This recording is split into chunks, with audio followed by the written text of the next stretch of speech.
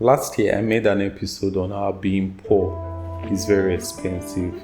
Today, I'm making an unofficial sequel to that, and we will be talking about how being poor is very profitable. Hello, guys, welcome back to Madness in Nigeria Living, and I'm your host, Gesi.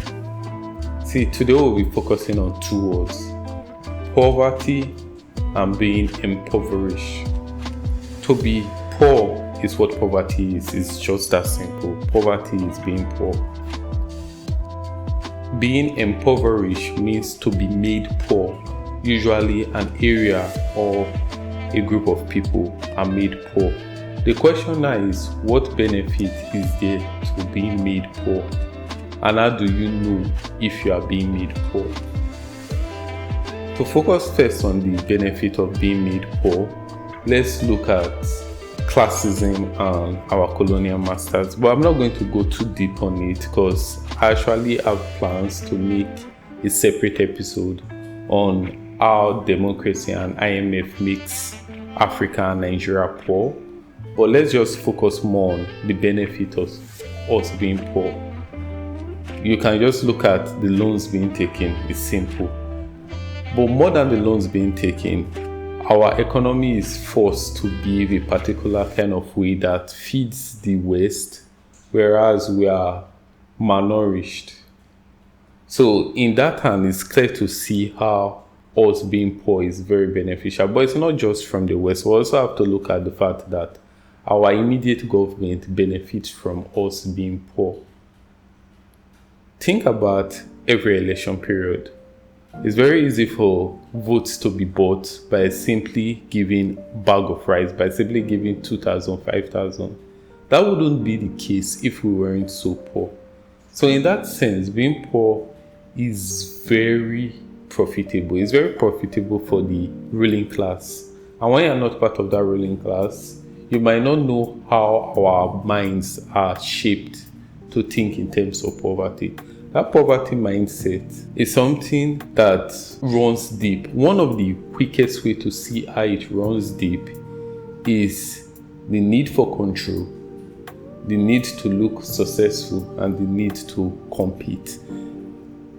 That need for control here is something we learn from a very young age. We aren't taught how to delegate works to the rest of our siblings. We are taught to control everybody because our parents usually do that themselves. They don't delegate the work for us. They make us do work in a way they would have done it themselves.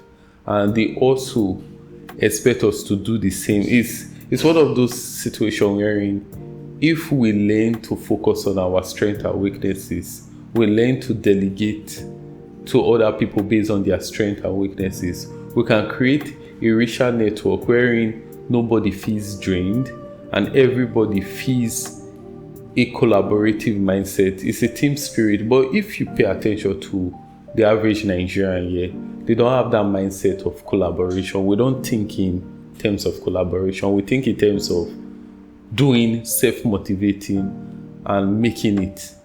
We think in the myth of the self-made millionaire. We think in the myth of the self-made billionaire. And that mindset leads to poverty. Also, if you have a business here, a successful business, you see that most successful business, the moment the founder of that business dies, the family goes poor. Why is old money so difficult a thing to attain? Yes, I know there is a system that leads to the creation of old money. I'm not going to focus on the system. I'm going to focus more now on the individual decision that leads to that creation of new money, but prevent new money from translating to old money. Most new money business owners, they don't think in how to expand their business, that the business can work without them being there. They have to be the center of every decision being made. They don't know how to delegate work. And I don't blame the individuals. I see it as part of a system. The system that was created in a way to make us poor. Because if you look at a business here as an extension of you and your way out of poverty, you, for one, want it to succeed. But if your idea of succeeding comes from the power structure you have always known, which in this sense comes from controlling, also comes from not knowing your strengths and weakness. You are supposed to do it all. It makes it very difficult for you to phantom collaborating with people that will make this decision for you. Most business owners don't have accountants, they don't have lawyers. We just do everything. And that is not unique to Nigerians, I must say, but it's something we have to think about. Now, another way we are made poor is the simple status game. We love to impress. One way to look at this impression is look at fashion right now in Nigeria. There's the old trend of old money fashion and new money fashion. New money fashion is wearing blings. You want to wear Versace, you want to wear Givenchy or any other product. But see the flip side here. There are not a lot of people who have caught on the gag that most old money don't try to impress. So they start buying luxurious goods too without a lot of labels, with the mindset of looking like they have old money. Oftentimes that is done at their own expense, in the sense that they spend way above their means just to impress. That mindset comes from the fact that deep down we feel insecure about our finances, and we also feel money has to be made quickly. We don't think in terms of slowly building wealth. We think if we look rich, then people will believe we are rich, so we have to look rich as fast as we can. This is poverty solution to poverty problems. That's basically what this is. We think in that term, so much so that it's difficult for us to see that wealth creation is not status game. It's not about buying the latest phones. It's not about buying the latest cars. It's about investing in assets. And in this day and age where everybody talks about investment, one would think we will be more conscious-minded about that. But the reality is, we can't be. We can't be because we are part of a system. We are part of a system where if you want to live healthy, the cost of food is disastrous.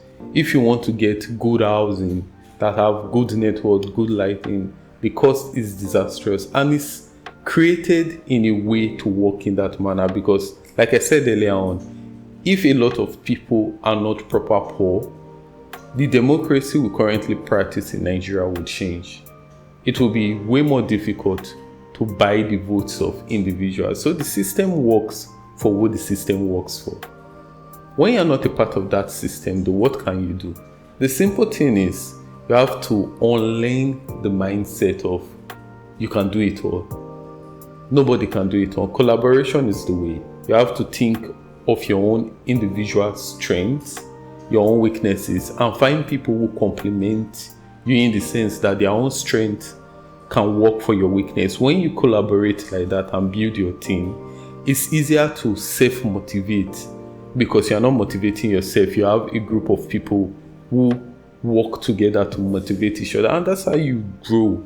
But it's difficult to think in this sense because one thing poverty does is it creates short-term mindset. We think very short-sighted, and that short-sightedness also makes us feel that money making is a zero-sum game, meaning if one person is making money, it has to be at the expense of everyone else. But that's not the reality. That's not the truth. When you think long-term, you start seeing how different competitors even collaborate. A simple example would be Apple and Samsung. They are supposed to be competition, but for the longest time, Samsung made their screens.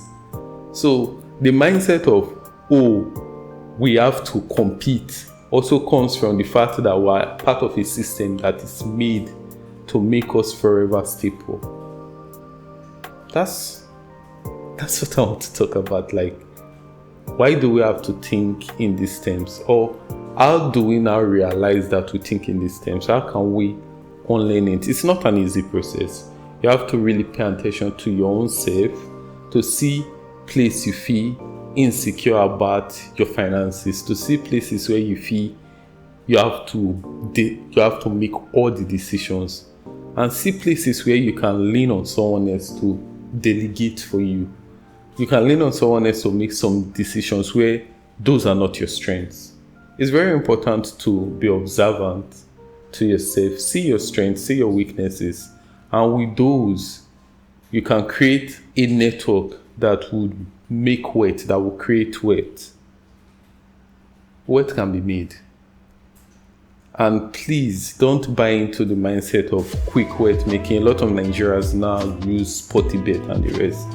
In reality, you're going to lose most of your money. And that's how it works. If it was easy to become rich through betting companies wouldn't exist. They make more money than people who make money from them. So wealth creation is a slow thing. And apart from it being a slow thing, you also have to understand that it's better when you do it, knowing your strengths and weaknesses, and you have people, you have a team to work with. And there you have it, guys. Poverty solutions to poverty problems. See you again next week. I hope you like this episode.